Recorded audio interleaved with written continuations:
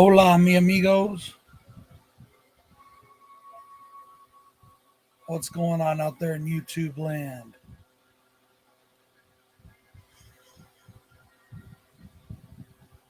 I don't know if anybody's in the chat yet, but that's okay.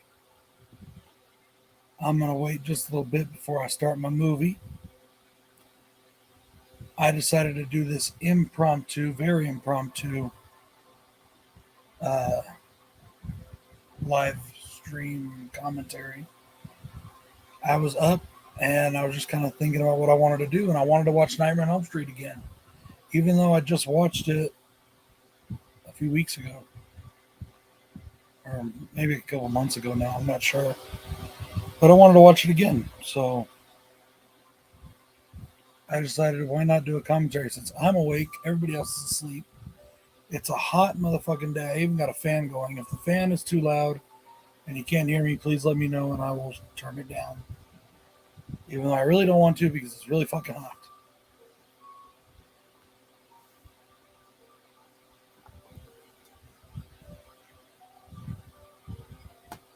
Hello, Katie.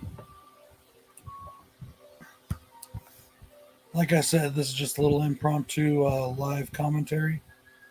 I'm going to be starting on Nightmare on Elm Street, the original, of course, not that shitty ass remake. I'll be starting that uh, here in a couple minutes. So if anybody wants to join me, let me know that you're going to, and I'll count us down when we start.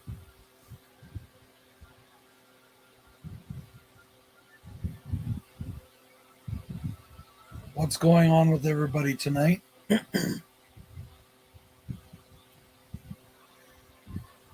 I myself have had a bunch of issues with pain, and I think we lost our cat. It's been missing now. We haven't seen it. This will be day number 2. We haven't seen the cat, so 2 full days we haven't seen it, and I'm starting to wonder what happened to it. He usually never stays out this long or gone this long, so I'm not sure what's up with him.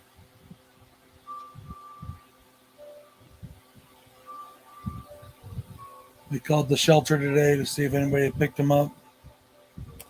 They couldn't give us any answers. Hello, Ben. What's going on, man?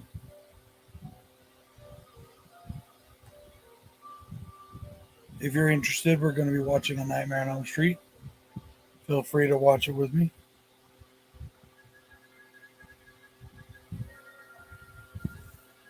It's pretty close to being my favorite, Ben. It was for years and years, and Halloween, like, kind of overtook it, I'd say, in the last 10 or 12 years, maybe 15 years. But they're like neck and neck. They're like this far apart from each other. You know, I love both of these movies so much.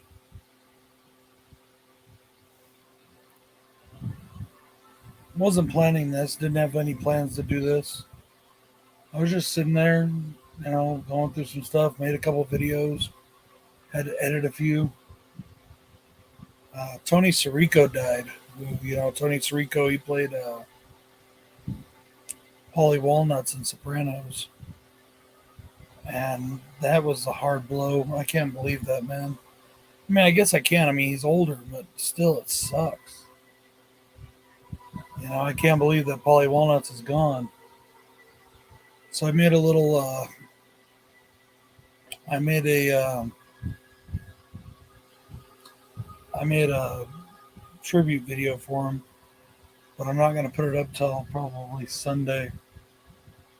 So Sunday midnight, Saturday to Sunday midnight, I'll put that up.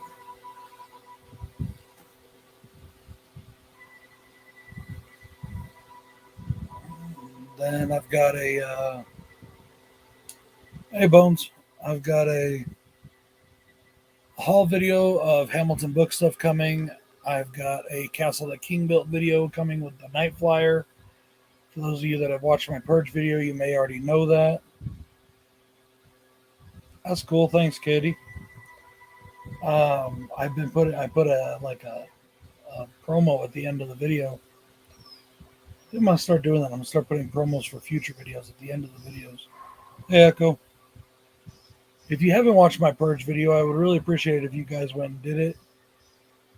I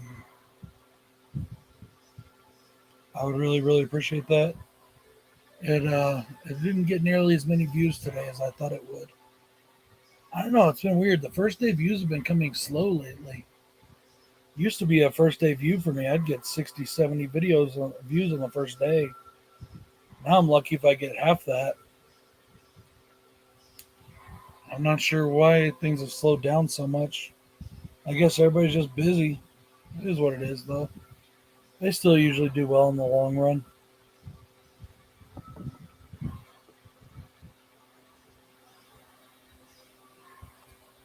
For those of you that are wondering, yes, I have a towel behind me because I have a leather couch. And honestly, I sit on it mostly shirtless because it's so damn hot. And I don't know if you guys ever had leather furniture and what leather does in the heat. You kind of stick to it. So I put a towel across the back. Oh, thanks, Mr. Bones. Dude, you got to see the new ones I just got in. Oh, I just got some killer shit in. I got 2 brand new kick-ass buckshot jerseys. That shirt that I'm wearing in the video that I put up today, that's a buckshot shirt. Came with some basketball shorts too. I'm wearing those in the video, but you can't really tell they match. Yeah, I just picked up some really cool shit from Buck. Now I love ICP, man, and they've always had top-notch merch, but Buck gives them a huge run for their money in the merch game. That dude puts out quality, awesome shit. Some killer fucking shit. Killer jerseys. This I actually bought on the Violent J solo tour he did a few years back because they didn't have any actual tour shirts. I don't have them right here, dude. I'd have to go get them. I'm about to start the movie. I have had requests, though, to show off my jersey collection. I have a very large jersey collection. Lots of jerseys. Lots of jerseys. I'm not sure how many. There's some that are missing. I've got so many. I'm missing some jerseys. Like, I'm missing. I am missing, but I know for sure I'm missing one of my Brian Dawkins jerseys. I'm missing a Jay Cutler jersey. I'm missing a lot of jerseys. But I've got tons more that I'm not missing. I don't know where the missing ones went. I'll find them eventually, I'm sure. But I have had requests to do a jersey video. So I might do that. We'll see. Hey, thanks, John. ICP versus Elvis. You know, it's so funny you should say that because at the gathering every year they have Clownvis, which is a clown Elvis impersonator who's actually pretty popular from what I understand. All right, guys. Well, does everybody have their movies ready that wants to watch with me? A Nightmare on Elm Street. We're about to get it rolling here.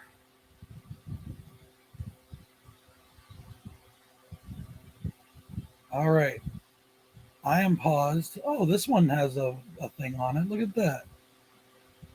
Other ones I've got don't. I'm paused at 7 seconds from New Line Cinema. I've been watching the. No, Brian Dawkins was a Bronco. Last team he played for was the Denver Broncos.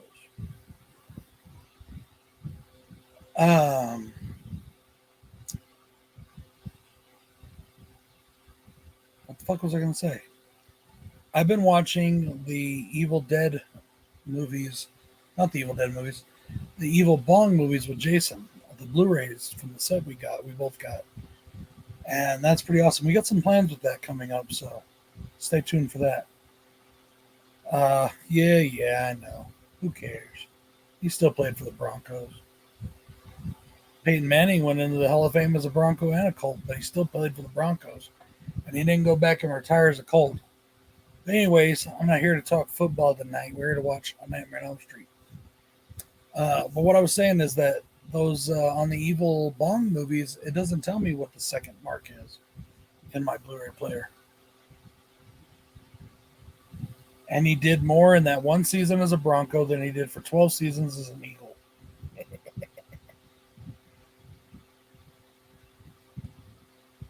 I'm so mean. Eagles suck. Almost as bad as the Cowboys. Boy, I'm being really mean to somebody who just gave me $20.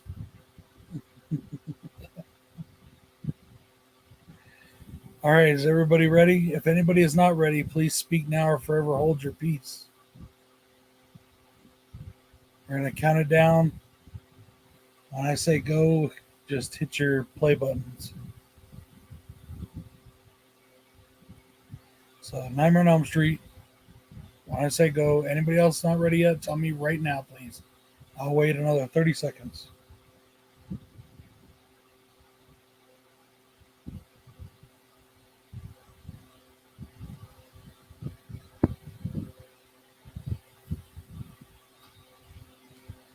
Are you sure about that, John? I rooted for the Eagles to win a championship when Dominic McNabb was their quarterback. They just couldn't seem to get the job done. All right, guys, ready? Oh, you're not ready? Are you putting your movie in? We're doing Nightmare on Elm Street, 1984. Let me know when you're ready so I can start it. I'm paused at 7 seconds where it says from New Line Cinema.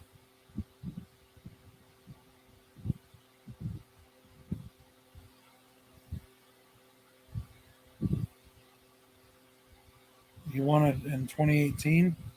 The Broncos won it in 1998, 1999, and 2015.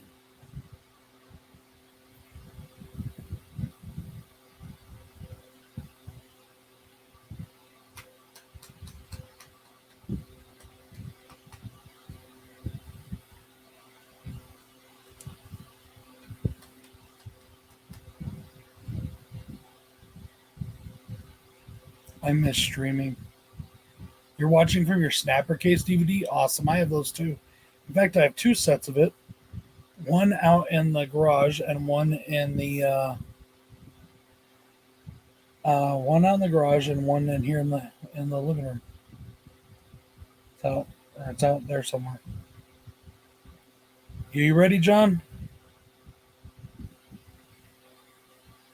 You put your Blu-ray, DVD, whatever, VHS in? I agree. It is the best Nightmare on Elm Street box set. I'm watching from my Blu-ray set that I bought. Where did I buy it? Walmart? I don't remember. It's a decent set. It's got the 2 episodes of Freddy's Nightmares on it.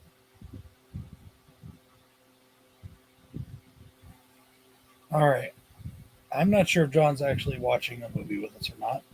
So I'm going to start the countdown. Ready? Okay. All right. So I'm paused at 7 seconds. I'm going to start the countdown. When I say go, hit play. 3, 2, 1, go. Yeah, I heard that it was on Tubi, Ben. I'm going to check more of them out because I don't remember a lot of them. I remember watching them when I was younger, but I just don't remember them, very well. But I want to own them. All right, John, chill, man. Chill. I love this opening, by the way. This to me is maybe the coolest opening in all of horror, like the coolest opening sequence ever. To see him make this glove and just to hear the and that, it's just fucking cool.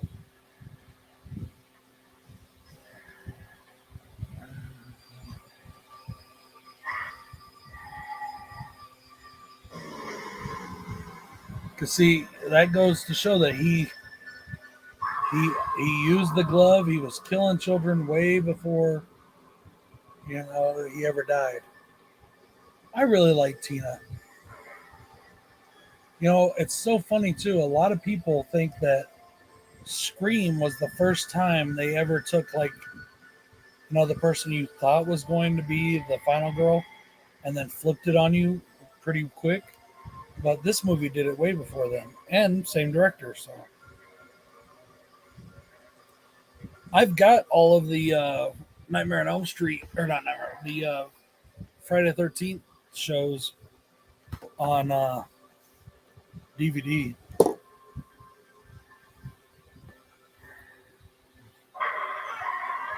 Oh yes, definitely an iconic score. Love the music of this movie. Just that right there. Doom, doom, doom, doom. And he said that he was stuck and he just was kind of hitting the keys. And that's how it came out.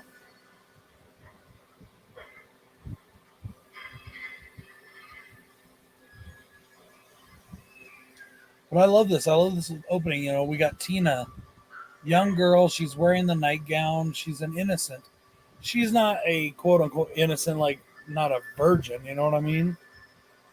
But she is an innocent person who didn't do anything wrong. And that white nightgown in the dream, whether she's wearing it or not, which I think she is, but it still kind of lends to that symbolism. And I still say, and in my opinion, even though I've seen it a million times, it doesn't scare me at all. But when I was a kid, this movie is one of the only horror films that I dreamt about, had nightmares about.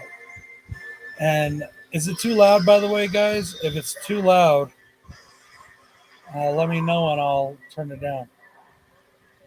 This movie was the only movie when I was a kid as a horror movie to give me nightmares. The only other movie that gave me a nightmare as a kid, believe it or not, was the Masters of the Universe film. Masters of the Universe gave me nightmare. I know that sounds crazy, but it did. I was like, 7 or 8 years old when that movie came out. I'll tell you the story about it if you want to hear it, but I think I've told it before.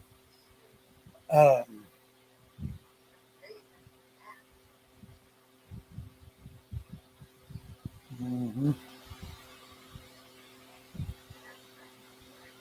This movie did scare me when I was. It didn't. I mean, it did, but it didn't. It was like the imagery in this film is just so scary, and it still is, in my opinion.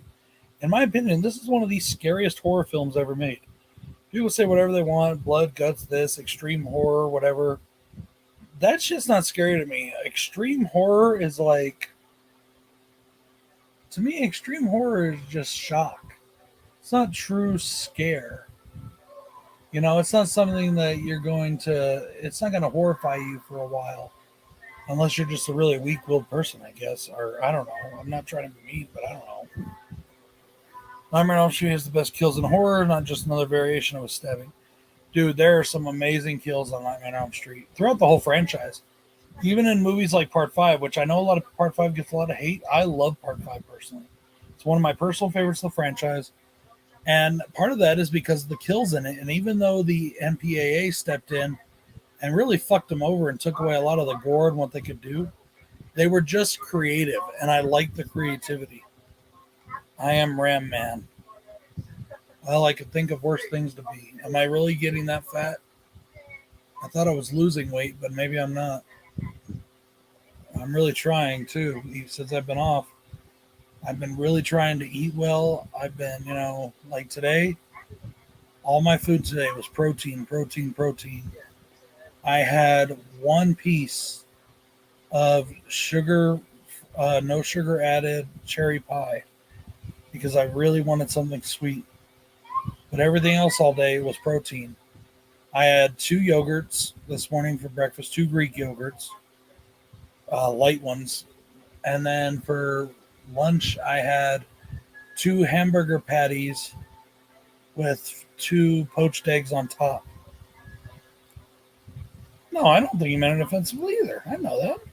John's my boy. He don't mean things offensively. I was looking at myself in the picture here, and do I really look that fat?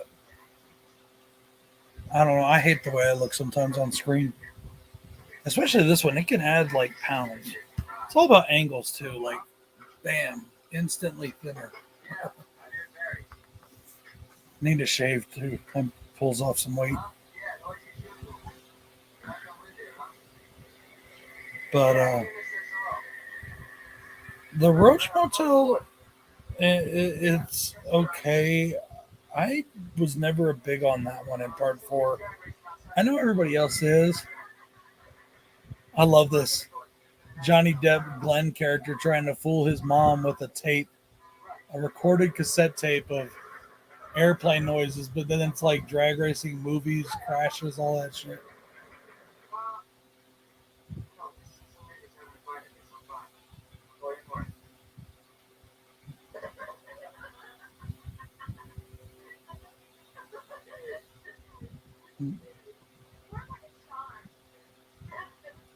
Oh, Johnny Depp, man.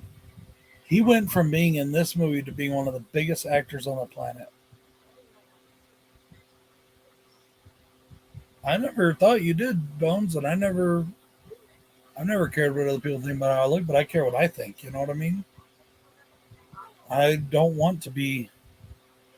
I've always been a big guy. I'm resigned to that. I'm resigned to being a big guy. It's never been a problem for me. It's never hindered me. I can fight. I can be athletic, or I always have been able to. I'm like 40 now, and I'm getting older and tired, and my legs don't work as well as they used to because of the freaking neuropathy. Actually, they work just fine. They just feel real stiff a lot of the times, and they hurt. But I don't, because of that, especially because of the neuropathy and all that, I want to be in good shape. I had my kids late in life. I mean, my first daughter, I was 4 days away from being 30 the day she was born. My second daughter, I was 35, when she was born or something like that, 35, 36, 30, no, 34, 30, I don't know, whatever the fuck I was. So I want to, they're both going to be, I'm going to be in my 50s when they're both, graduating high school. I want to be able to be, uh, I don't know what the word I'm trying to say. I want to be fucking active. I don't want to be, all fat and shit or whatever. I want to be active. I want to be doing things. I want to be with my grandkids playing catch and shit, whatever. I don't know. Whatever. But since I've been off and I haven't been working, I've been resigned to keep my diet regulated and try to do the right things. I went for a walk. Did I go for a walk today? No, I went for a walk yesterday. I should have went for a walk today. I should have went every day.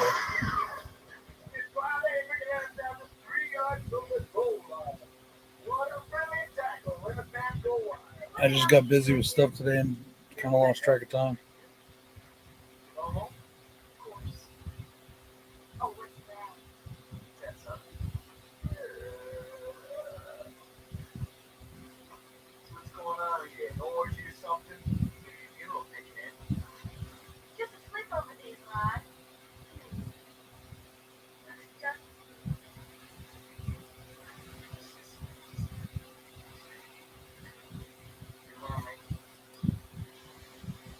Glenn was just leaving. No, he was not.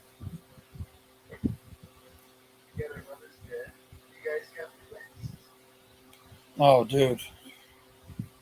Tell me about it. It's fucking crazy. I guess it could be worse. I could be living in Arizona. Fucking, I went to Arizona for an ICP concert in '07 when, because ICP was banned from New Mexico for over 10 years. So, me and Bill drove to Tempe, Arizona, which is basically Phoenix, like a part of Phoenix or right next to Phoenix or whatever. And that was in November. And it was 75 degrees at midnight in November, or 78 degrees, something like that. And I was hot as fuck. Hot in the hotel room. We had the air conditioner going. It was still hot.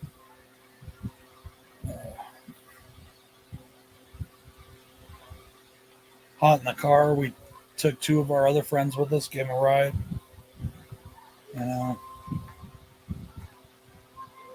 Oh, has everybody seen the Janet or the Clerks 3 trailer yet? I also bought my tickets to go see the movie. It's only showing one night here on one screen, four theaters at one time. I don't know why they're giving it a limited release like that. All the other movies did pretty well in theaters, with the exception of Reboot. And the reason why is Reboot came out during the pandemic, and they did a tour with it instead of, which they're doing a tour for Clerks as well. But I think if they would have put it in theaters, these movies are popular enough, they would have done well enough, you know. I know it would have made money. Hey, Brandon. Tarzan fixed Jane.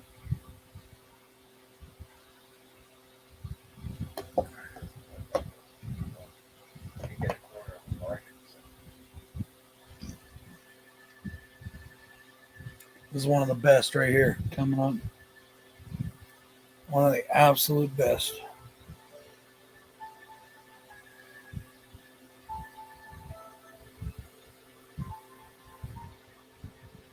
I love Clerks, man. Clerks is one of my absolute favorite films of all time. I love every movie that followed. Mallrats, Chasing Amy, Dogma, Jay and Silent Bob Strike Back, Clerks 2, Jay and Silent Bob Reboot, and now Clerks 3. There have not been a bad movie in the entire thing. I love them all. Absolutely love them all.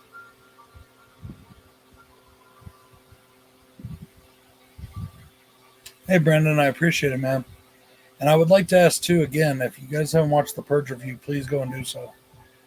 Um, it's actually, yeah, I just looked at my computer down here. Ben, it's 82 degrees right now. And it is 1 minute to midnight. That's fucking crazy. Another reason this towel is here, aside from me sticking to the leather, is I literally pour water on my head constantly. Um, our air conditioner is a swamp cooler, and ever since we moved to shit, I forgot to call the water guy. Ever since we had to start hauling water on this pump, on this thing, you know, um, it costs too much. Water costs it costs too much for me to run that swamp cooler. So we only run the swamp cooler at night on vent, or if it's cooler in the afternoons, if it's going to rain or something, we'll run it. But it hasn't been lately. It's been hot. I have not, Brandon. I want to, but I'm probably going to end up waiting till it comes out on video or on streaming, because I just haven't had time to go to the movies right now. And also, there's stuff going down with my family. You guys know my dad has the cancer, or had the cancer, or has cancer, or whatever. I don't know what it is right now. They didn't find any more cancer when they did the last surgery on him, which is amazing. But you never know when it can come back, especially with this particular cancer. It comes back a lot. But now my stepdad, my mom's husband, he was at work. He's 65 years old, and he tripped and was going to fall headfirst off of a trailer, off an 18-wheel trailer. He works for the county where he lives, and he was going to fall headfirst off of it, so he kind of jumped so he would fall on his feet. And when he came down, he shattered his leg. His whole tibia bone, all the way up into the pelvis, is like shattered. So he's in a hospital in Colorado Springs. They had to airlift him from Colorado Springs. And my mom's there with him. My dad, who has cancer, drove down to where my mom lives. And yes, my parents are divorced, but they're still very close, good friends. He's there to take care of my grandma for the next week. And then if my mom hasn't returned from Colorado Springs, because I don't know how long they're going to be up there, I'm going to have to go and relieve my dad. So I don't know what's going to happen right now. Things have been kind of off. So I do have one more review ready to go with Bill. We're going to put that up probably next week. But I'm not going to see Bill this next week because he has training. And the following week, I may not see him because I may be up at my mom's. I don't know. So I'm trying to get shit kind of prepared, you know. So I really haven't had time to go to the movies or anything like that. You know, but I am planning on Going to see Clerks in September. September 13th is the only day it's playing here. Oh man, I'm sorry. I wish I could rewind that, but I'm not going to rewind that. I was talking through. I looked at it, watched it, but favorite part of this movie. This is God. Love that scene. I love it so much that I put this whole sequence in my top 10 horror antagonists. Hey, did you guys watch that video? What do you think of that? Do you prefer that kind of style, or do you like it when I talk about why I like something on my top 10s? I like both, but I did have a lot of fun making that video. It took a long time, and it was a lot of work. I love that. People say there's no comedy in the original. Yes, there is. That right there was comedic. She peels his face off, and it's the skull. He's like, comedic. I do too, Ben, but I really wanted to show more than just a picture or me holding something up. I wanted to show, some of my favorite scenes or clips that make them my favorites for that particular video. Now, I do have a top 10 favorite box set videos coming up soon, which is actually a response to a video Jay Super Awesome did over a year ago. And I didn't have the box sets I thought I wanted to do a response video, but now I do, so I'm going to make that.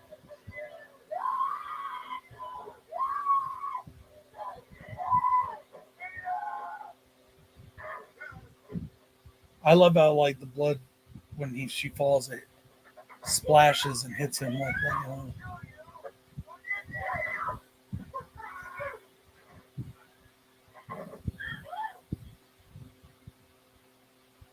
Such a great kill. And the blood work in this movie is just done so well.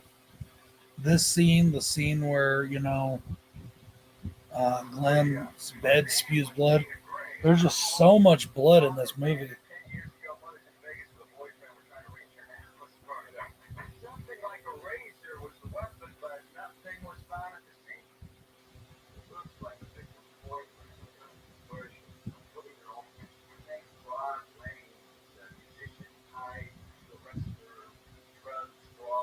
I love part 3. It's one of my favorite films. It's the first horror movie I ever saw in theaters, and it's the first one I really remember watching. But I don't understand how he, I do understand it, but I don't. I don't know. I don't know. I guess I just don't see how he could fall so far, but I guess when you become an alcoholic, you know. Me too, Brandon. Me too. I always loved horror when I was a kid. I loved watching horror movies, but I didn't watch them a lot, honestly. Uh, Freddy was a phenomenon. He became a phenomenon right away. And, so I didn't see Freddy 1 in theaters or Freddy 2. But when Freddy 3 came out, a bunch of kids were going to go. And I asked my parents if I could go. And my mom didn't like the idea. But my dad was like, he's a smart kid and he knows the difference and he knows it's fake. So he drove us to the movies, me and a few of our friends. This is when we lived in Germany. And back then, it was totally different. It was totally different. I was like I said, in 1987, 80, whatever, when it came out, I was 7, 8, 9, somewhere in there. And they just left us there at the theater and left. It was only a few blocks from our house, anyways, or our apartment, and we all just walked back together. So, he got us into the movie, and he didn't even stay for the movie. He left, and it was different. It was totally different back then.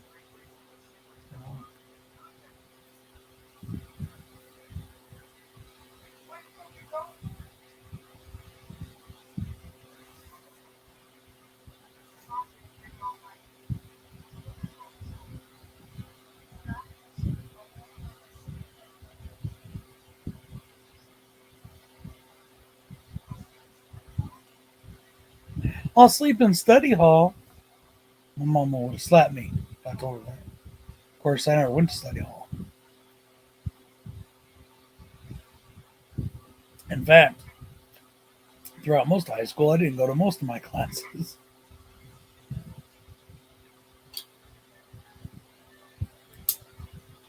Oh man, stay out of trouble, kids.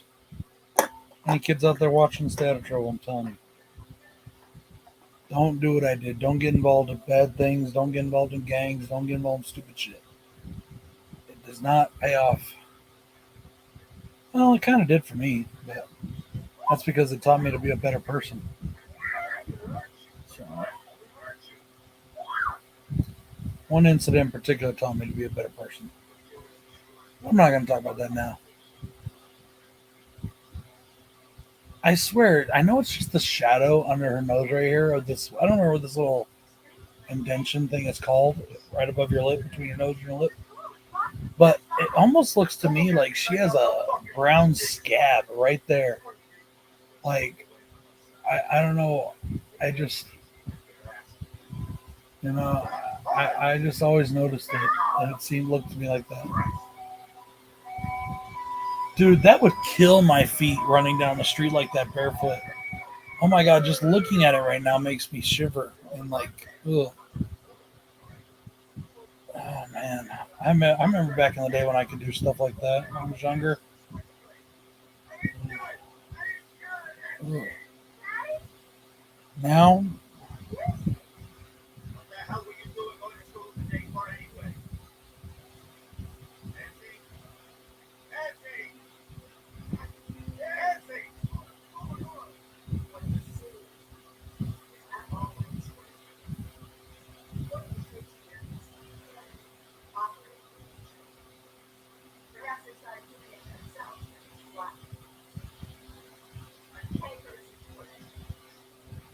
love Homeboy's hair.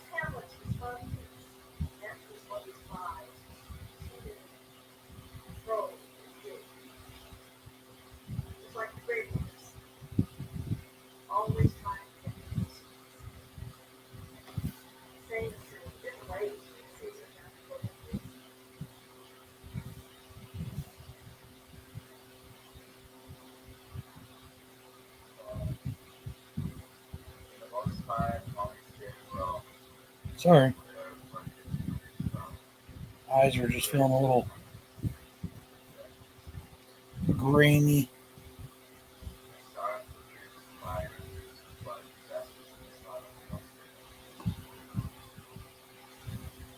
Oh, this is a good one, dude. I almost put this scene in the, the body bag scene. I almost put this in the thing, but I didn't think it had enough of Freddy himself in it.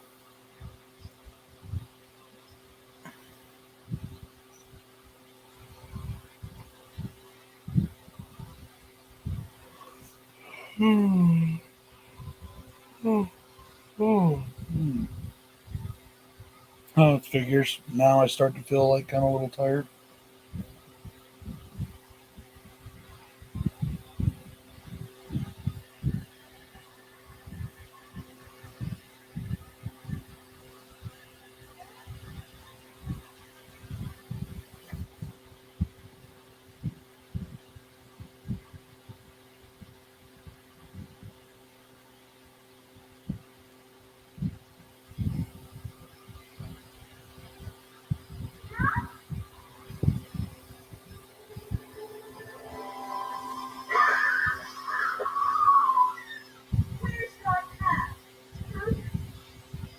Screw your pass. Fuck you, ho.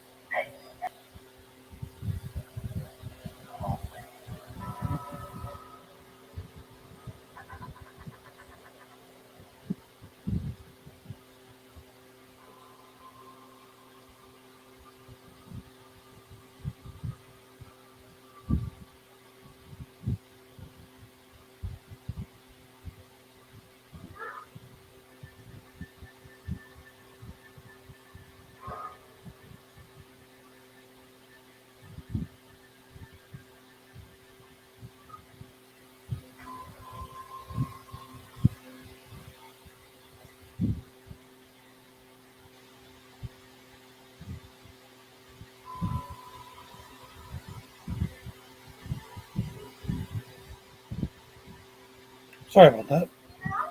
Just had to do something real quick.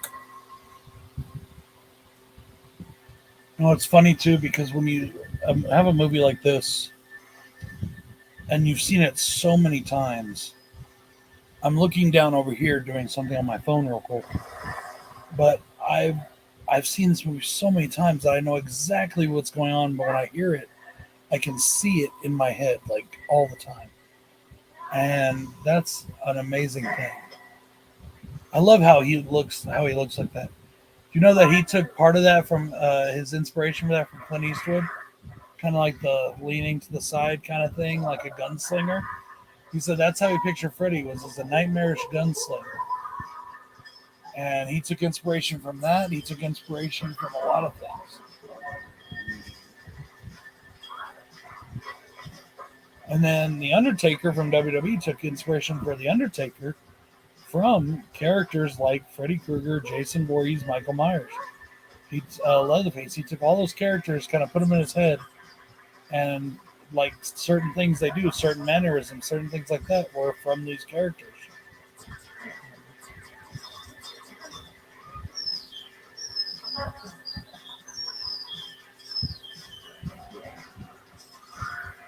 He just looks so menacingly evil.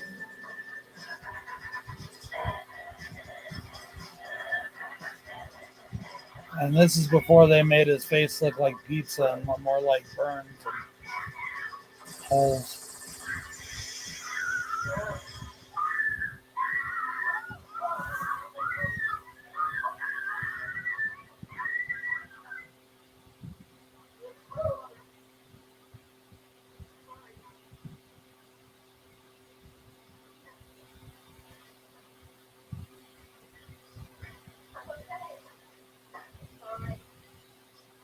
I'm fine. I just started screaming in the middle of class for no reason. Be sure you're fine. You need a hall pass. Fuck your hall pass. No.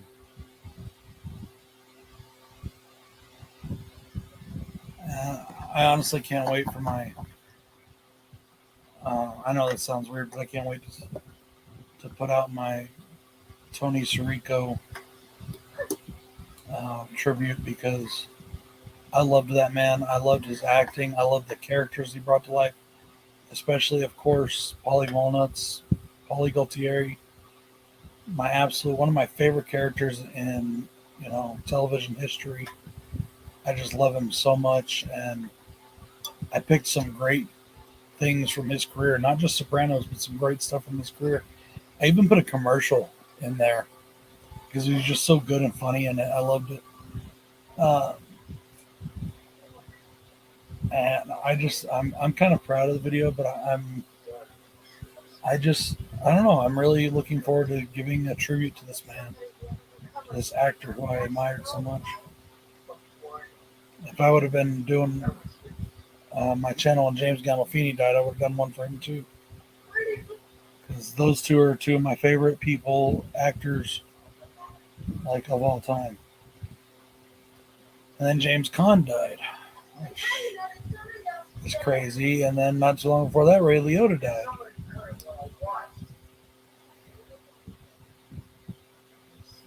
It's like the trinity of mafia figures just dying from mafia films. What do you mean all at once? Right here, right down the middle. Right down the middle. I should have worn my glove for this. I need to get it, everyone. That one's okay. And for the price, I'm a little surprised and bugged that it's not better made for the price I paid for it. I got it over there at that spirit store a few years ago, but the glove part itself is like ripping from the part on the. That bothers me that it wasn't better made. Next time I buy the more expensive one that's made out of like real metal and shit, and a big leather glove instead of the replica looking one.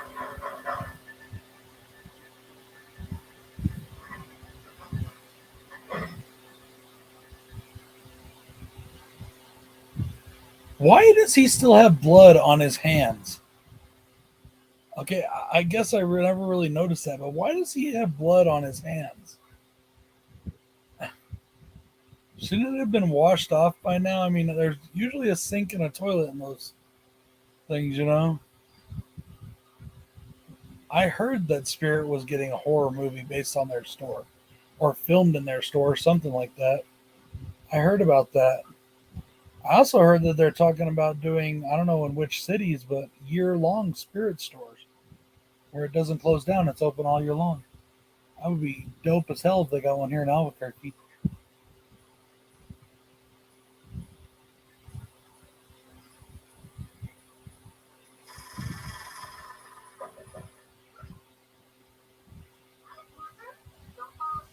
I want to be the guy that was able to like do that in a custom tub and she's laying in. I want to be that guy. Mm. That's funny, man. I haven't read on any scripts or anything. You guys remember those blow up bath pillows? My mom had one of those in the tub.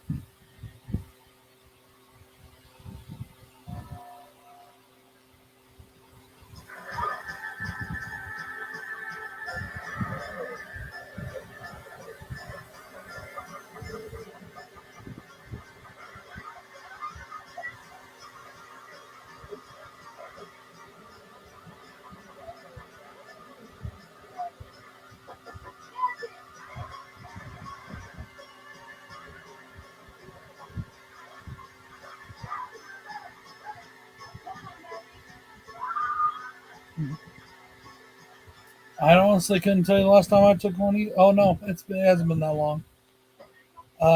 When our pump broke for our water system here at the house, when the pump broke, I had to go to my father-in-law's to bathe, and their shower they don't use their shower. They don't use. They have two showers. They don't use either of them. I don't know why, but that whole family bathes. So I had to take a bath to get clean. Luckily, the pump here was only down for 2 days. So, oh, I can't stand that remake, man. It's terrible. When I first saw it in theaters, I tried to convince myself it was good, that I liked it. But the more I watched it when it came out on DVD, I just realized how terrible this movie was. You know, it's absolutely terrible.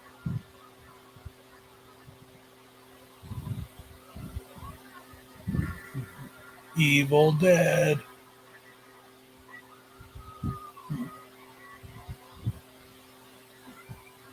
The only good thing about that movie was Jack Earl Haley, and I don't like the way his performance got overshadowed by everything that was bad in the movie.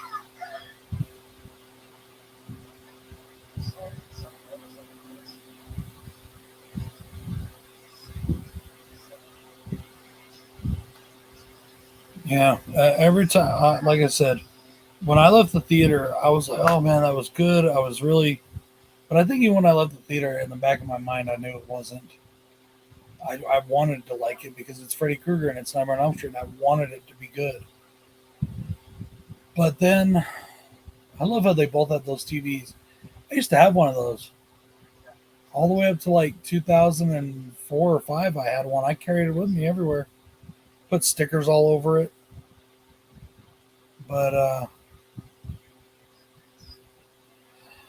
uh, you're right, Brandon. I'll try not to be too mean about it, but there is nothing good about that remake. There's nothing solid about it. The acting's not that good. The story is just terrible. They totally fucked themselves over. They can't even tell a cohesive story. And that whole thing about micro naps, that's just ridiculous. You don't dream into micro naps that quick like that. Sorry, it doesn't happen. Anyways, that's just like you said, my opinion.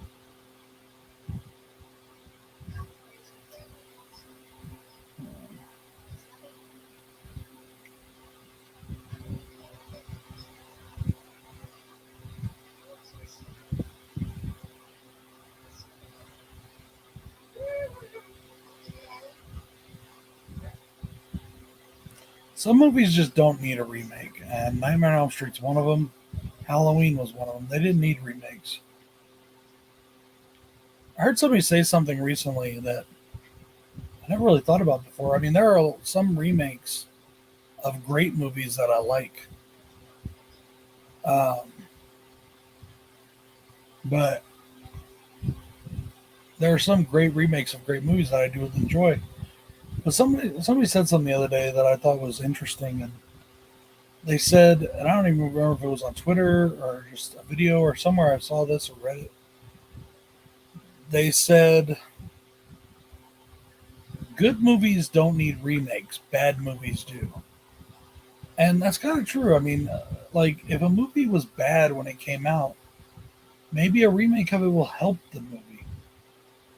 But classics don't need remakes.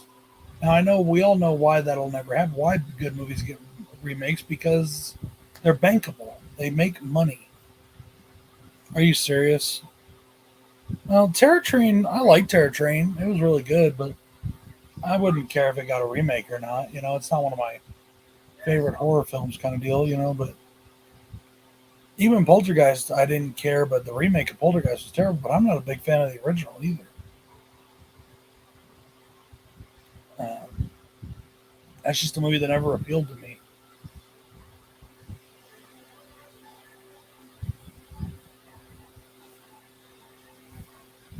I always give remakes a chance, always. Because, like I said, there's a lot out there that are good. In fact, way back in the day, we did this like top 30 or something tag. Like your top 30 best or good remakes or 25. I don't remember what the fuck it was. It was a tag video. And it's in my tag response playlist.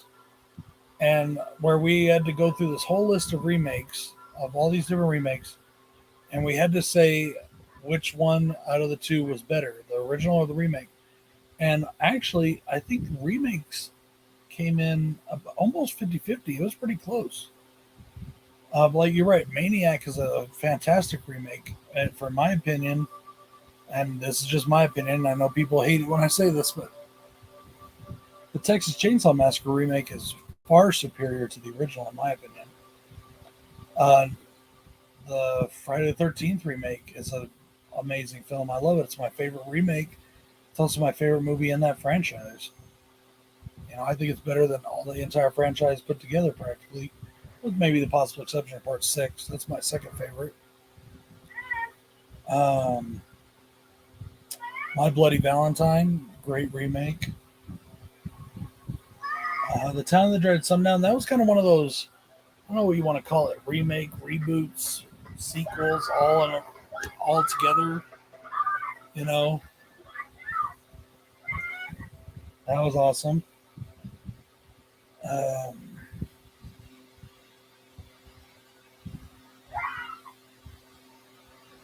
Child's Play remake was not. That sucked balls. Oh, The Fly. That's an amazing remake. You know, trying to think what else is there.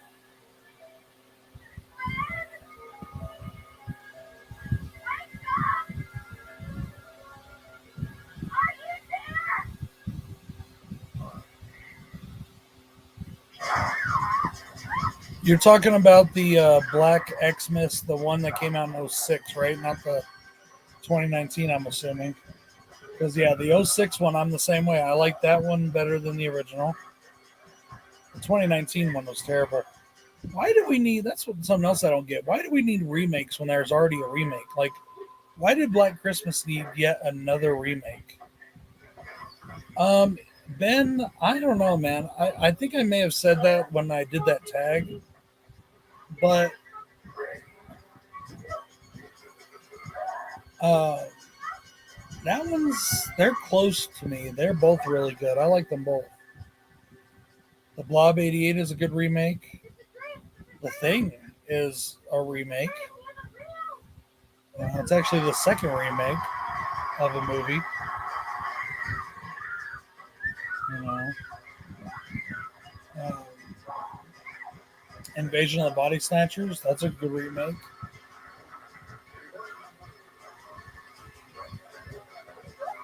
The Tom Cruise War of the Worlds was a decent remake.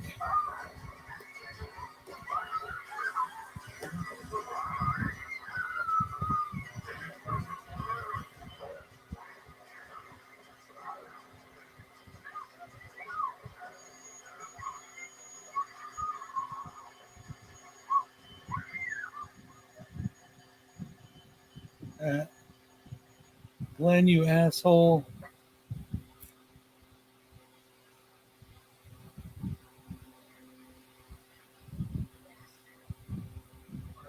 That movie was just absolute fucking crap.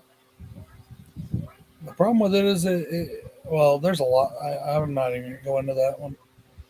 Jason and I were talking about that earlier today. That fucking movie is just fucking terrible. I fucking hate it. And it sucks too because there was potential in that movie.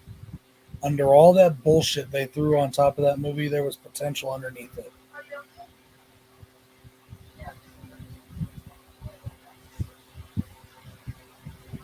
Like a lot of people thought that the new Candyman movie was a remake. It's not. It's a straight up sequel. No, it's a straight up sequel.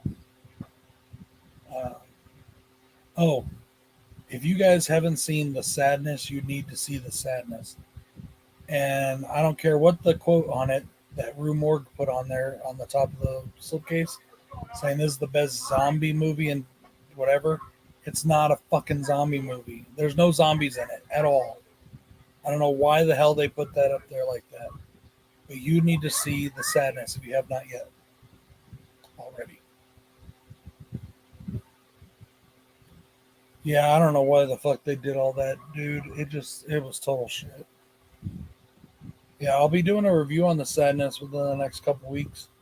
Like I said, I'm not going to be going over to Bill's this next week, and I'm not sure what's going to happen the week after. So it may be 2 to 3 weeks before we get that done.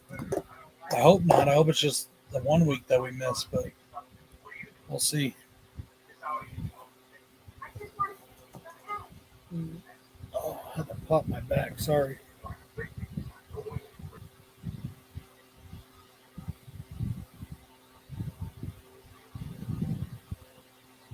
I think that they gave into the trend that was going on at the time, the whole Me Too movement bullshit and all that.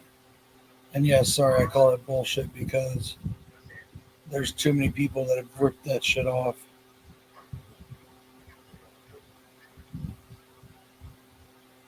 Really? What was your uncomfortable moment? Anybody that doesn't want a spoiler, cover your ears for the next 20 seconds because I'm going to say a spoiler. Ready? One, two, three. Okay, I'm about to say it. Brandon, was it when the guy I fucked or fucked the girl in the eye socket? That movie is nuts, man. If you've ever read the comic book series Crossed, look up that comic book series if you don't know what it is. This movie, The Sadness, is probably the closest we're ever going to get to that comic book series. That comic book series is fucking insane. You know, or at least it was when it first started. Yeah, that's what I said. Yep, yep. It's fucking crazy, man. Basically, there's a virus, and there's some social political commentary in this movie, but it's done right. It's done the right way, kind of like it was in The Purge or whatever. They don't jam it down your throats. They don't repeat it. But basically, there's a virus in Thailand, which is part of China, right? And all of a sudden, the virus that they've been battling for a couple years, which has some flu-like symptoms, all of a sudden turns people insane. They go insanely homicidal and driven mad with lust and homicide. And yeah, they're killing and fucking and rape, and it's fucking nuts.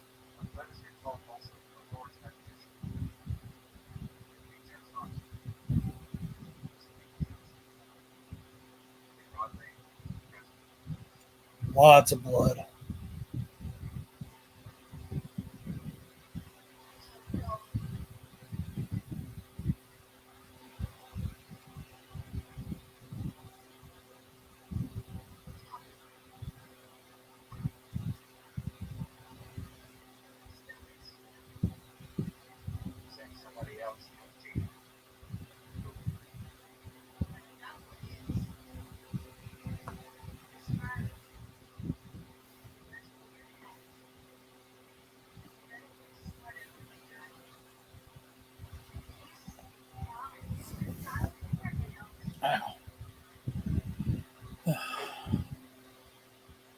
crick in my back. I can't seem to. Yeah, it was needed, Brandon. It was definitely needed. That's what I'm saying. That movie, I really think that they took inspiration from the comic book series Crossed. And if you ever read that comic book series, you're going to see a lot worse than that. I mean, a lot worse. And but that's what like that's probably the closest that we'll ever get to that storyline. Um, I think they did it well. I mean, you don't actually get to see anything going in the chick's eye or anything, But yeah, those kind of scenes have never bothered me, dude. Like I said, remember when I said I was a kid and my dad said, "Oh, he knows what's real and what's not." That's how I am. I know it's fake. I know it's fake, and it doesn't bother me. It really doesn't. There's a lot. It takes a lot for me to. It takes a lot for me to. Um, it takes a lot for me to say that something isn't needed. Now, it depends on the movie too. Like in the Halloween remake, there's no need for the rape scene in the Halloween remake. That to me is not Halloween. That's not what Halloween's about. And yes, people say, "Oh, well, it's a remake." It doesn't matter that it's a remake. There's a level of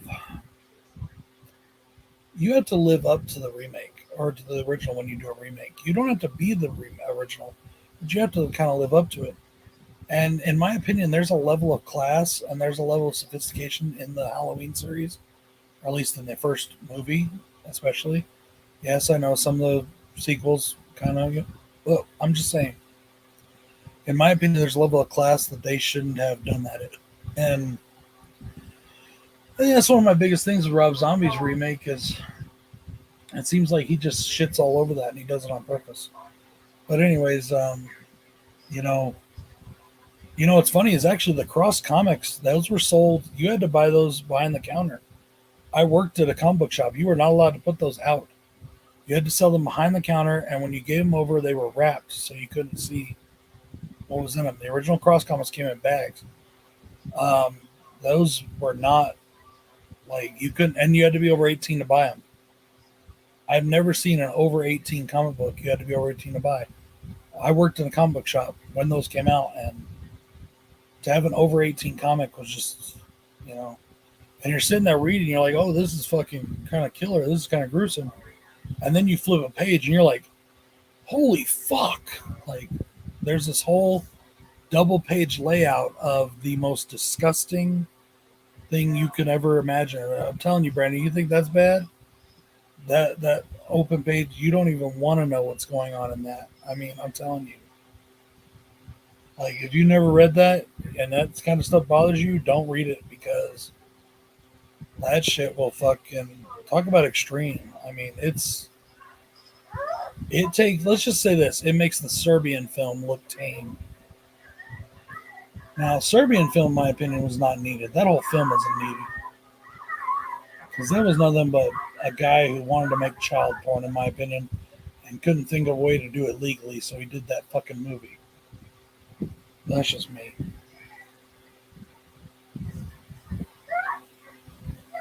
No shots for Nancy.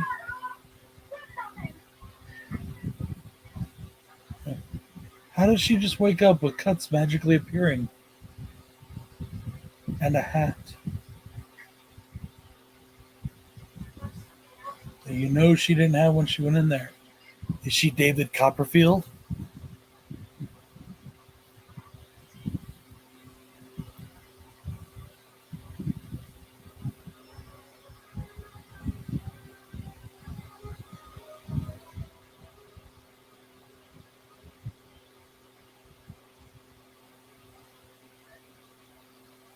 Nah, not to me, man. I like Tyler Maine. I like the Tyler Maine stuff. I like the Michael stuff when Michael is actually Michael. But the original Michael was far scarier. I mean, the original Michael was far, far scarier. Tyler Maine's was just like run around killer brutal. But the problem with that was they crossed. Crossed. Crossed. It's a comic book. Try if you can to find the original. They were done in like mini series. Try to find the original if you can, and then go from there.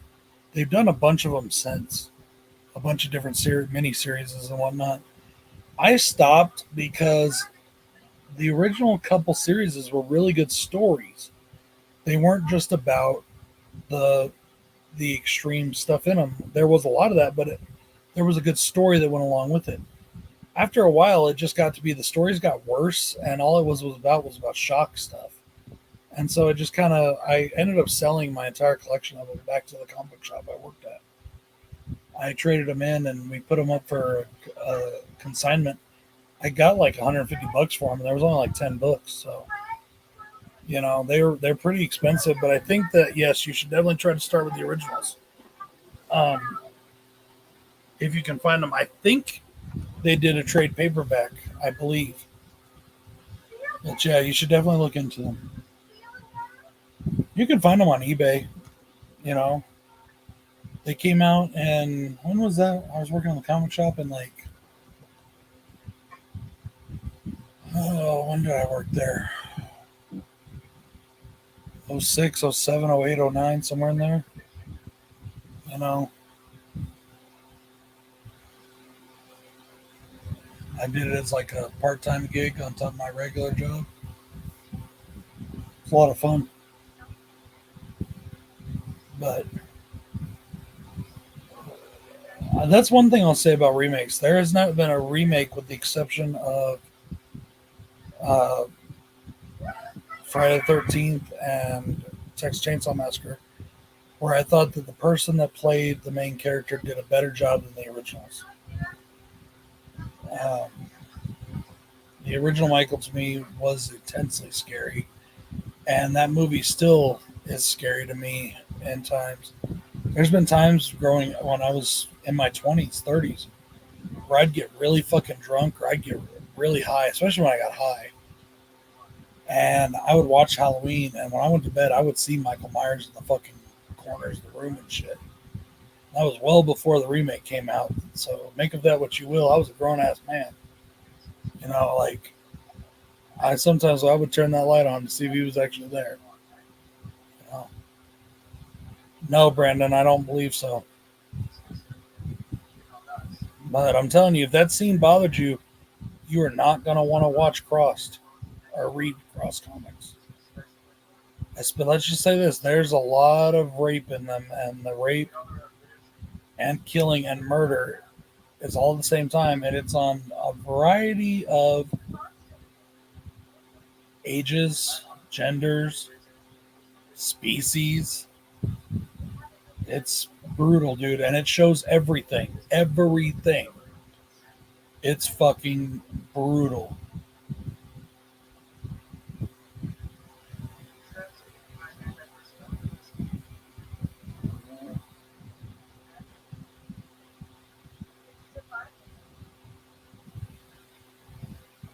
But like Ben was saying, that's more hinted at in that movie.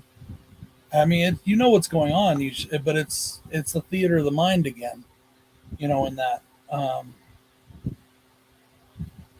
I told Rick he needs to watch his copy, and I told him I think he'd like it. But knowing Rick, the fact that they don't show the guy raping her in the eye like fully, he'll probably be like, "Oh yeah, no, this ain't good enough. I want to see it all."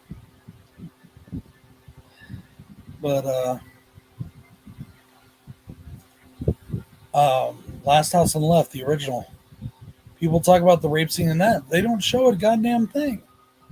They show They show a fully clothed guy laying on top of a girl, and he's not even moving. There's no thrusting. There's no nothing. He's just laying there. Then people think that it's a brutal rape scene, but it's really not. It's the theater of the mind. It's because it's done well enough that it's implied, and it freaks you the fuck out. That shows the magic of Wes Craven and what he could do as a director. Because there's no actual like hardcore rape in that fucking,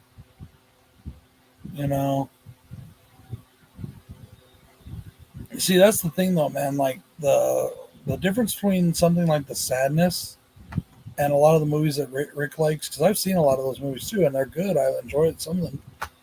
there's nothing holding it together. You know, it's just shock for shock's sake. And to me, that gets boring quick. You don't have a good story, I'm not interested. I'd rather watch low budget Wild Eye movies that have decent stories. You know,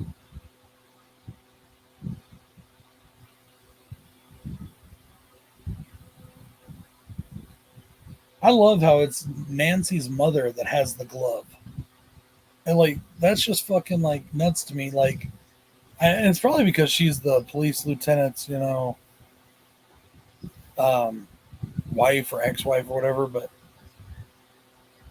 it's just crazy.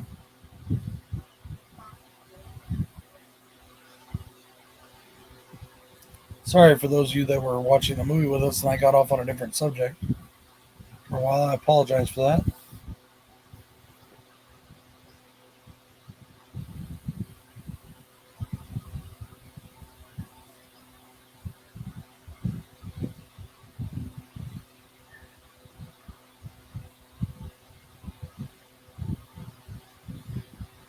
I think a lot of what led to some of those, not nightmares, but like those me being paranoid and thinking I'm seeing Michael in the corner of the room is the cinematography in that movie. It's just everything's like half in the shadows and it's just amazing. And when they did that, it just, that to me is scary. And to this day, I still say that Halloween, the original, and A Nightmare on Elm Street are still two of the scariest films if you really analyze what's going on. If you really sit down and start to think about what's going on in these films, it's fucking scary as shit.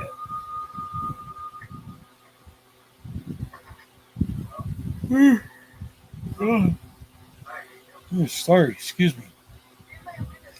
You know when the dad takes the phone off the hook here in a little while?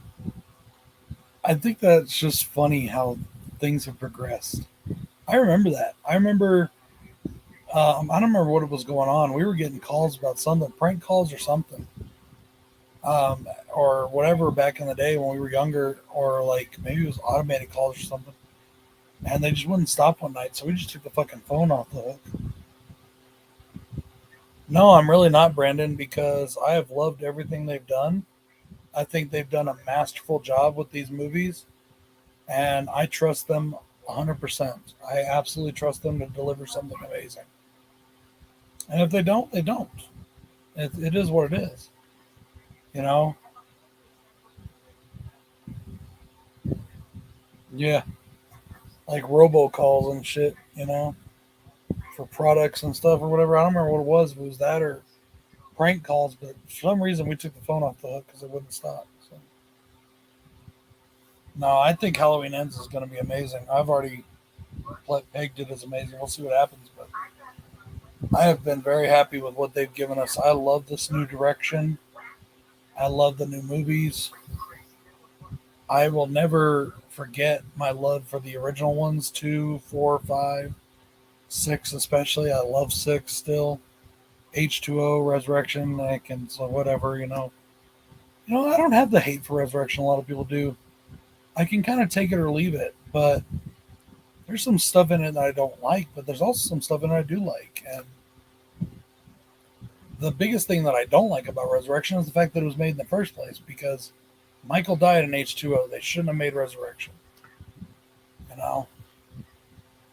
Oh, I know, Brandon. But people lose their shit over everything. People lose their shit over everything. In fact, I was just watching something a little while ago that said when Batman 89 was made and they announced Michael Keaton as Batman, now the internet and everybody got pissy with Robert Patterson. I didn't get pissy, but I said I didn't want Robert Patterson as Batman. And I still don't know. I still don't think he did a very great job. I mean, he's okay as the Batman, but as Bruce Wayne, I didn't like him. Um, and then they lost their shit over Ben Affleck. Well, even back in 1989, when they made Batman, over 50,000 people sent letters, not tweets on social media, not something that takes 2 seconds. They wrote full fucking letters with pen and paper and pencil or a typewriter, and they fucking sealed them up, licked them, stuck them in the mail. 50,000 sent letters to Warner Brothers Studios to protest them putting Michael Keaton as Batman. People always throw fits about everything. Movies outside of H2O and Curse. Curse of Michael Myers. Okay. Well, that's fine, Brandon. I mean, that's up to you completely. I love H2O myself. It came out when I was about 16 years old. I saw it in theaters. Um, it was actually the first of the Halloween films I saw in theaters. And I loved it. I thought it was a great movie at the time. I still think it's a good movie. I think it has the probably the best ending in horror movie history. And I just think it's fucking amazing. I really do love it.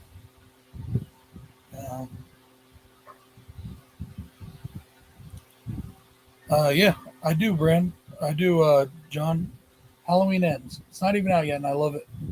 That's Halloween 3. That's the true Halloween 3 right there. Halloween Ends. Actually, wait. Halloween 20. No, Halloween Kills is part 3. Halloween Kills is part 3. Because there's the original, then 2018, then Kills. And I loved Halloween Kills. Bam, right there. Evil dies tonight. Evil dies tonight. Okay, we got a little tiny side boob there. Nancy's side boob.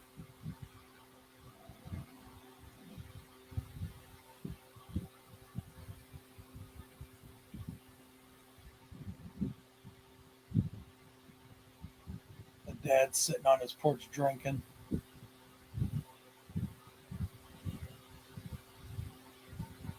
That's me right there, except I'd be holding a gun.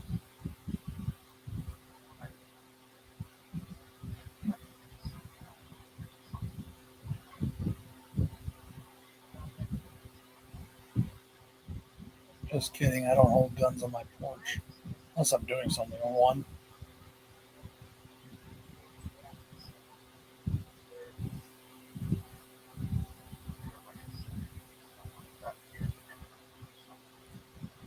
Dude, go watch my review. Come on, Brandon. I talk about it all the time. Why I hate that movie. I mean, I don't bring it up unless other people do, but when we had brought it up, when we watched it the other day or a while back with the Slash Bros, I always say why I hate it. There's lots of reasons why I hate that movie. It's just a terrible fucking movie. It has nothing to do with Michael not being in it. It's just a terrible fucking movie. Terrible story. Absolutely cliche and ridiculous, and concepts, and just it just boggles my mind that people like that film at all. It's always bothered my mind that people like that film.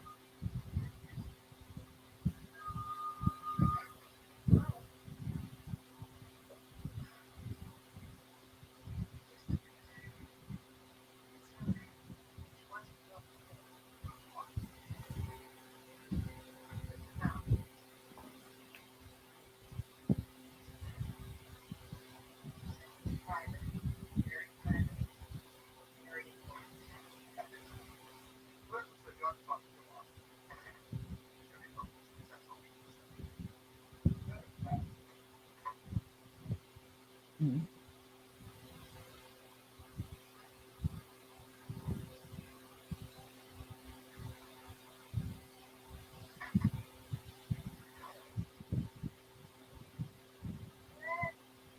Glenn, yeah, don't fall asleep, Glenn. I liked when he came back in Freddy's Dead for that little cameo. This is your brain on drugs.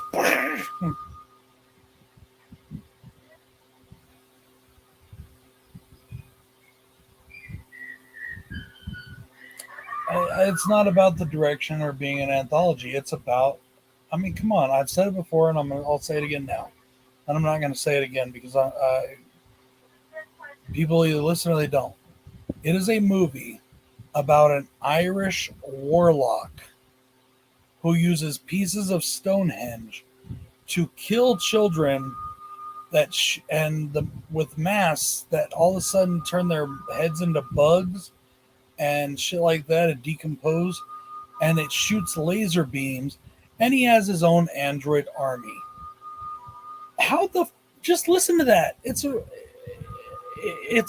ridiculous plot line. Just saying it out loud sounds stupid as hell. It's like something that should be a fucking B movie theater, not in one of the best franchises, even at that time. I mean, Halloween was already established as a top horror franchise by the second film. It's absolutely ludicrous. That whole plot line is ludicrous. I don't understand why people think Tom Atkins is so great. He's really not. There's nothing that great about Tom Atkins. Okay? The fucking Colonel Cochran guy is no more than the guy from RoboCop. You know, it's cheap looking. Halloween 3 had a bigger budget, a much bigger budget than the original Halloween, and it looks cheaper than the original Halloween. I mean, it's poorly edited. That fucking stupid song that gets on my fucking nerves. You know, there's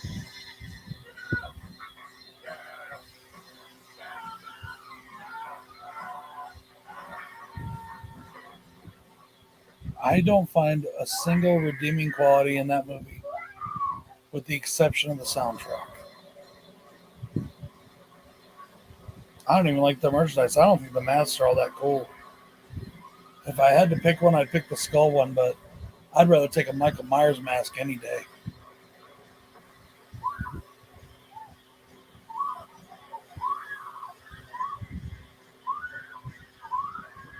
I love that they actually built a bedroom that rotated.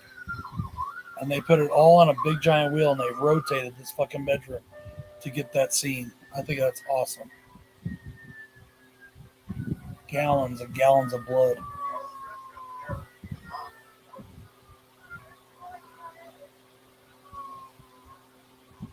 Completely up to you, Ben. I would not. I mean, I even got a Michael Myers from the remake because it's a badass looking figure. I mean, what's badass about kids in those fucking Halloween masks?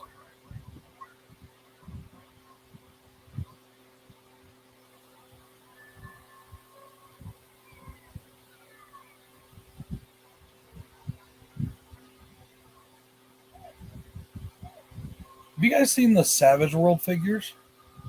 I haven't got a Michael Myers Savage World, which is basically figures made to look like He-Man figures, horror figures made to look like He-Man. I got a Michael Myers and I got Freddy Krueger. I still need to get a Jason.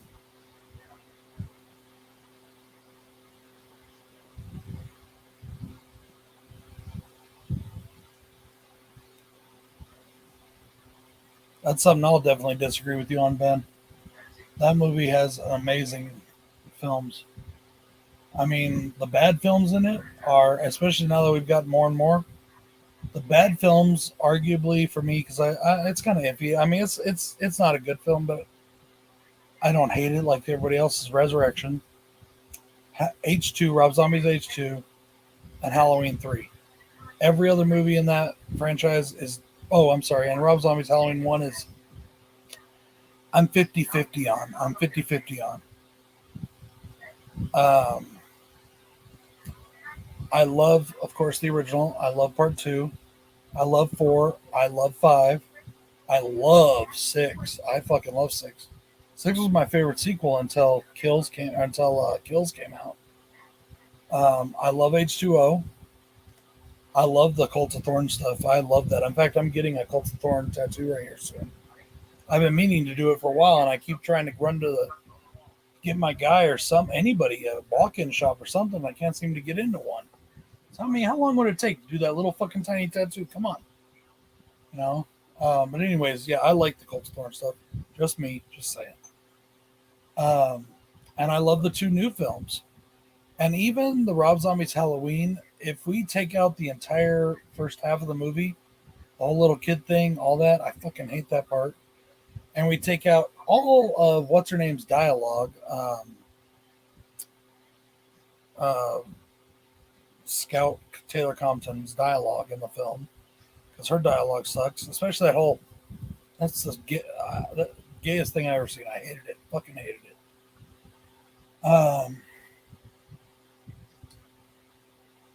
And just do from where Michael escapes to the end of the movie without her dialogue. Gold. Fucking gold. I like Tyler Mane. I've said that before. I don't like what they did to him in the second one, but that to me is on Rob Zombie, not Tyler Mane. You know, what are you supposed to do? Your fucking director tells you, look like a giant angry hobo. That's not Michael to me. I don't care if it's a remake or not or whatever. You still got to be the character. And the character is what the character is. You know? Like Maniac. Maniac to me is probably one of the best remakes ever made. But the character was still what the character was. Yeah, me too. Fucking love it. Have you seen Better Watch Out, Ben? It's literally Home Alone horror. It's Christmas Home Alone movie. Horror movie. I don't know if you've seen it or not, but it's fucking good. There's actually another movie called Better Watch Out that's also fucking awesome.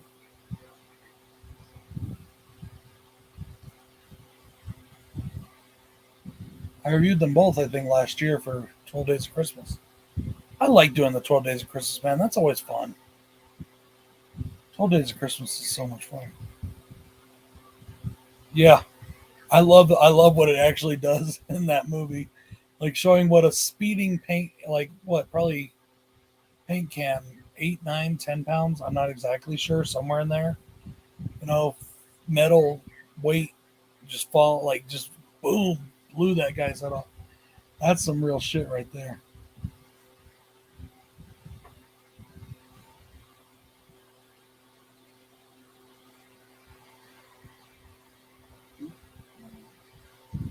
The mom is pretty. I always thought the mom was pretty. And I know everybody bitches and moans about the whole sequence at the end where they pull the blow up doll through the window, but I mean, we're talking about that at that point in time in cinema. How could they have? How could they have done that? You know what I mean? Without the CGI and stuff we have nowadays.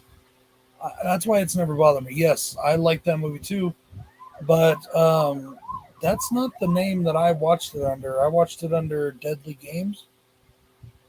I think is the name that I watched it under. And I think it's also Dial Code 7 for Santa or something like that. I don't remember. I went over all the names when I reviewed it. That's also an amazing movie. I want to buy it. A little expensive right now, but I do want to get it. It came out not too long ago. Yeah. Yeah, that one I like. That kid, man, that was a little like fucking Rambo kid.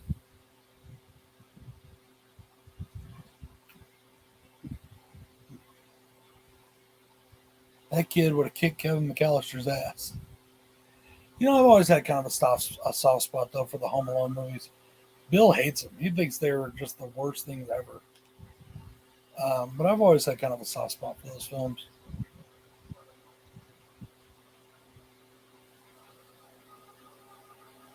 Guys, I'm going to get up for just a second, go to my fridge right here and grab a drink.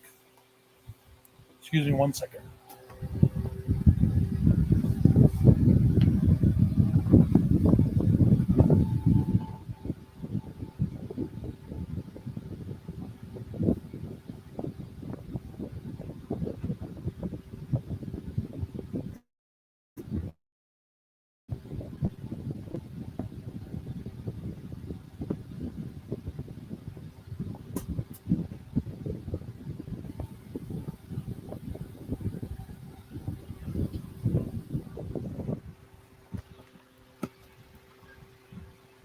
I thought about drinking tonight, but I decided against it.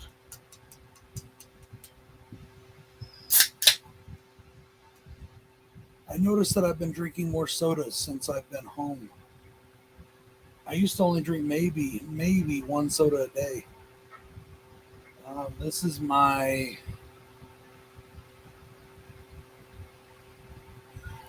Actually, this is only my second one today. This is my second one today. I drink water all day today because of how hot it's been. But I wanted something cold, and these are cold. Hey, what up, Danny? What you up to, bro?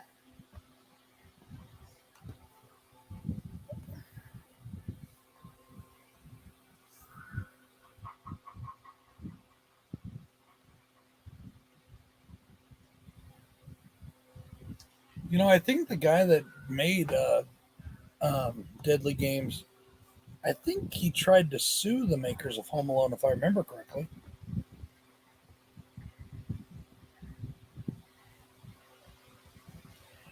Back up to what Brandon said earlier. As a fan of the franchise, I don't mind that David Gordon Green put the Halloween 3 masks into the new movies because it's a salute to the franchise. I have no problem with that whatsoever.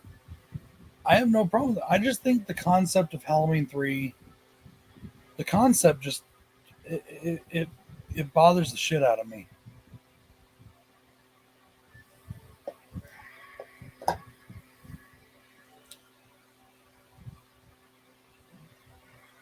But Kruger.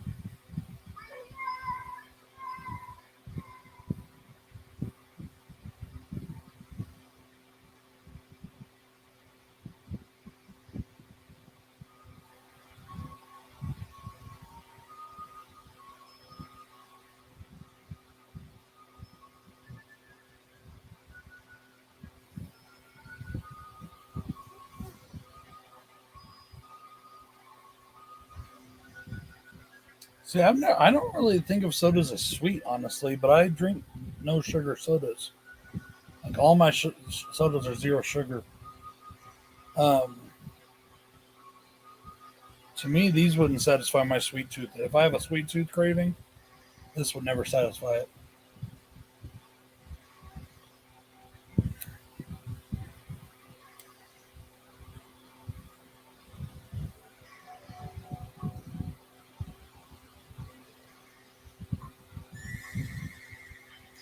When became a diabetic, though, or when they told me I was a diabetic, I had to give up so much shit. I'm not giving up soda, though, damn it. Like, my favorite sodas are Mountain Dew, which is weird because when I was younger, it was Dr. Pepper. Mountain Dew became my favorite after Bill and I were roommates together as adults, and that's because he had more money than I did at that point, and he bought Mountain Dew. That was his favorite soda, and it became mine because I drank it all the time. But Dr. Pepper is probably my second still, cherry Dr. Pepper to be exact. Um, and then just regular Coca Cola and cherry Coke.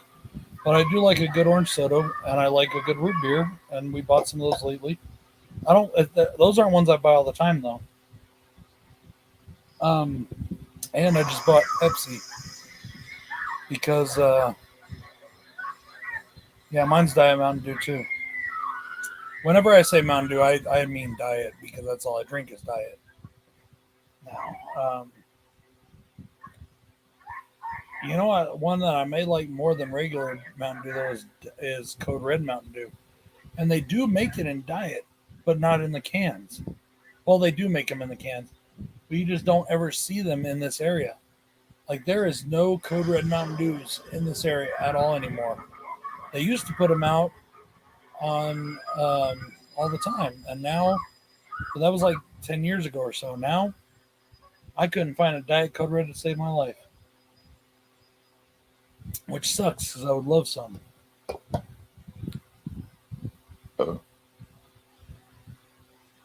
And most of the stuff that's now zero sugar, like the Dr. Pepper zero sugar, it tastes okay. The Pepsi Max or Pepsi Zero Sugar, that's really good. Tastes just like Pepsi to me. The Coca Cola Zero Sugar tastes just like Coke. To me, Diet Coke doesn't. Diet Coke and Diet Pepsi are both nasty. Um, I like to try all the new Mountain Dews when they come out with them. If they come out with a diet, if they don't, I'll buy a regular one and I'll usually give it to my wife or kids. But I'll take a few drinks just to try it. Um, and every once in a great while, I'll just drink a regular can of Code Red Mountain Dew. Usually that Bill has because um, I just want one and I don't ever get to drink them. But once you drink Diet Mountain Dew long enough, you actually start to prefer it over regular. To me, Diet tastes better than regular does. Like this Diet Sun, this orange Sunkiss, tastes no difference between this and regular Sunkiss. Diet root beer, no taste difference.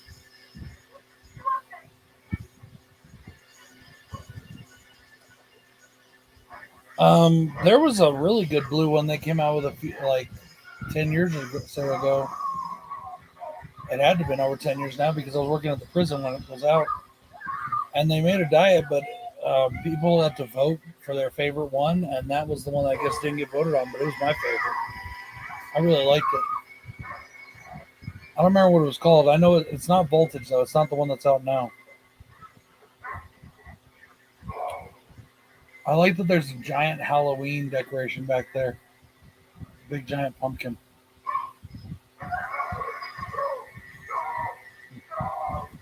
And I love the dogs playing poker.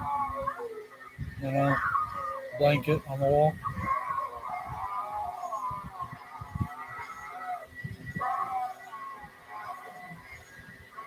Fire Freddy, Fire Freddy.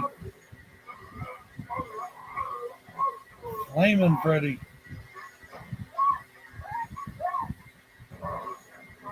No. No, I didn't, Brandon, and I don't even want to. Why would I want a spicy drink? I want my drinks to be cool and refreshing. I don't want a spicy drink. Like I don't even like spicy alcohols. Like cinnamon alcohols, red cinnamon, red alcohols like Fireball or Goldschlager. I just don't like them.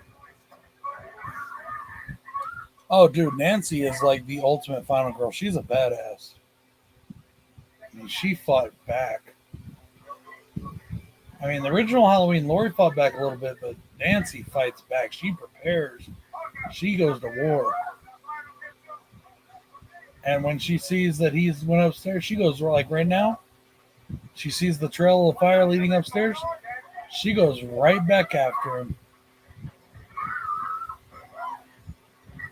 I don't like Bloody Marys, period. I can't stand tomato juice. I just don't like it.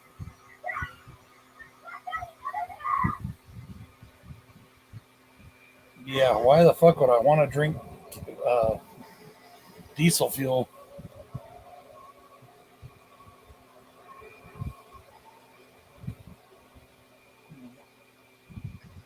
I mean, I'll try anything once. You want me to try it? I'll try it. I'm not worried about trying it. I just don't like the taste of that kind of stuff, like spicy drinks. Why would I want a spicy drink? I'm not saying Fireball isn't weak. I'm saying I don't drink spicy drinks. I love spicy. I love spicy food, but I don't want a spicy drink. That just does not sound appealing to me at all. It's like down here, a big thing, especially among the Spanish community, is putting red chili powder on your fucking fruit, like on your fucking watermelon shit. And that's just gross to me. I want nice, sweet, juicy watermelon. I don't want spicy, covered in fucking chili watermelon.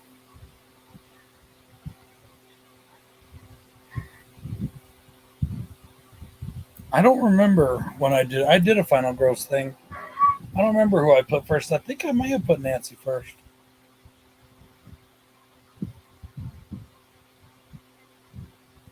I don't know if I do it again now. I may put Lisa Wilcox over Nancy actually now.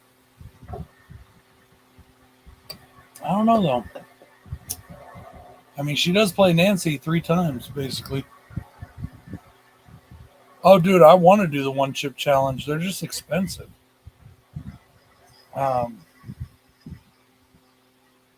I did the spicy nut challenge, whatever that was called, or whatever that was easy.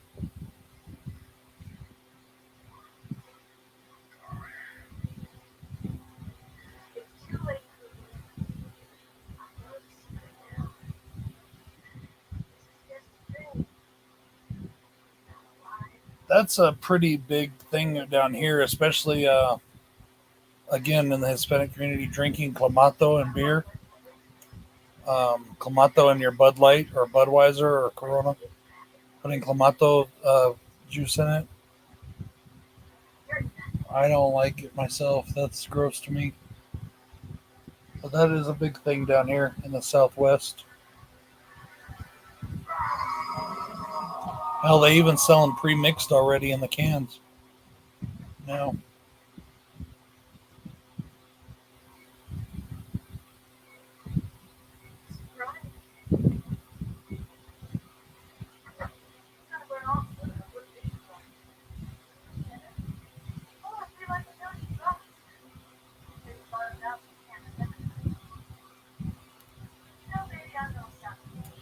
I did that cinnamon thing where you take the spoonful of cinnamon or whatever. I did that once years and years and years ago. The Tide Pod challenge, that's just fucking stupid. At least the chip is edible. There's nothing dangerous in it. You know what I mean? There's nothing dangerous in it. But who the fuck puts a fucking chemical detergent thing in their mouth? What the fuck? Fucking kids these days.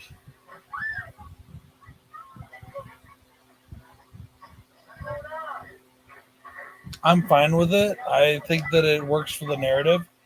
And it shows that he's not act like this part right here with the car shows that he's not actually defeated. You know, that he will return. He's still there. And then, of course, pulling her through the window and killing her.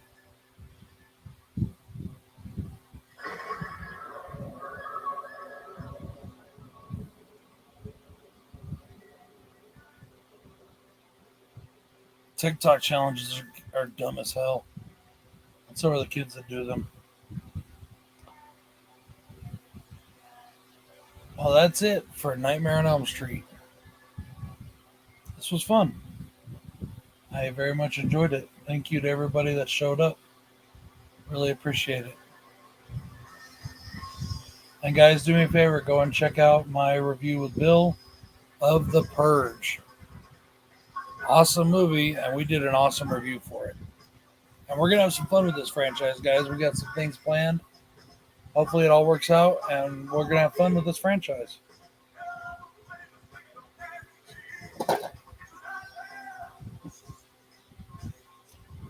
I just love these songs at the end of these movies in the 80s, you know? Like, I said, like the end of Ninja Turtles, like the original Ninja Turtles movie in '91, the like rap song at the end of the movie, it's just too good.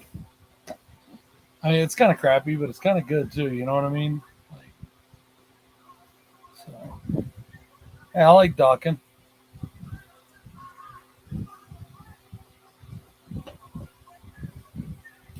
I like the song Dawkins did. I mean, it's definitely a classic. It's one that I listen to every Halloween.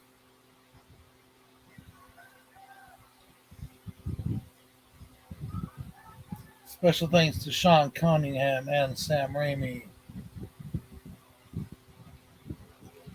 You know, it's funny too because people make the argument of what movies are better and what's this and what's that. I'd like to remind people that we would never have a Friday the 13th if it wasn't for Wes Craven. You know, Sean Cunningham, Sam Raimi, all those guys, they got their starts working with Wes Craven. You know, well, Sam Raimi kind of got his own start, but Wes Craven helped. Really, that's awesome, Danny. That is, I mean, it's cool. It's different, you know. It's a different kill, very different kind of kill.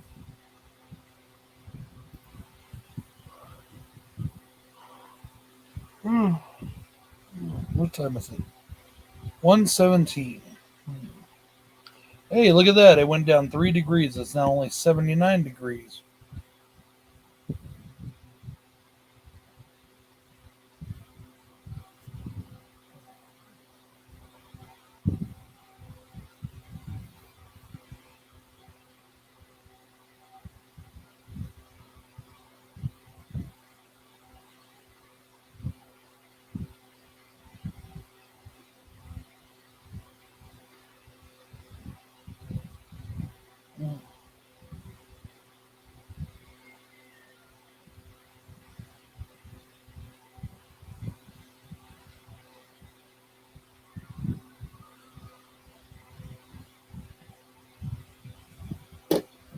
I like putting on the special feature behind the scenes things after the movie.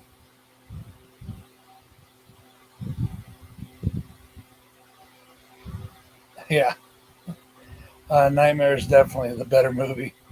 And that's not a knock against Silent Night, Deadly Night. That's a decent film, but it's not near as good as fucking Nightmare on Elm Street. Not even close.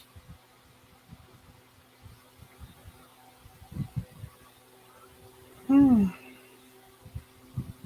All right. Well, I guess I'm yawned enough. So, guys, I think I'm going to go to. Well, I don't know if I'm going to go to bed, but I'm definitely going to get off the stream soon.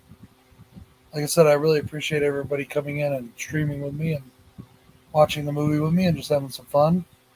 Hope you guys enjoyed it. I know it's probably late where a lot of y'all are, or early, depending on how you look at it.